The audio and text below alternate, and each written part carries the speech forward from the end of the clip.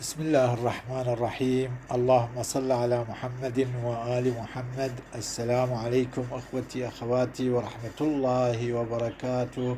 إليكم التوقعات الصادرة بخصوص هلال شهر ربيع الثاني وحسب الكراس الصادر من مكتب سماحة السيد السيستاني دام ظله، حيث يتوقع أن يكون هلال شهر ربيع الثاني مساء يوم الجمعة 30 ربيع الأول، اللي راح يصادف 4 تشرين الأول 2024، مساء يوم الجمعة 30 ربيع الأول 4 تشرين الأول 2024، بأفق مدينة النجف الأشرف، عند الغروب الساعة 5:43.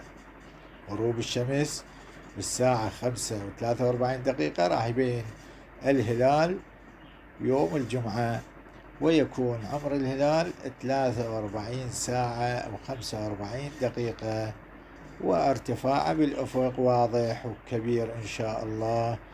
بالأفق ارتفاعه 7 درجات و49، وراح يبقى بعد الغروب 43، وبهذا الحال يرى واضحا إن شاء الله، ويكون أول شهر ربيع الثاني إن شاء الله السبت الموافق 5 تشرين الأول 2024 ميلادي، يوم السبت الأول من شهر ربيع الثاني. اللهم صل على محمد وآل محمد.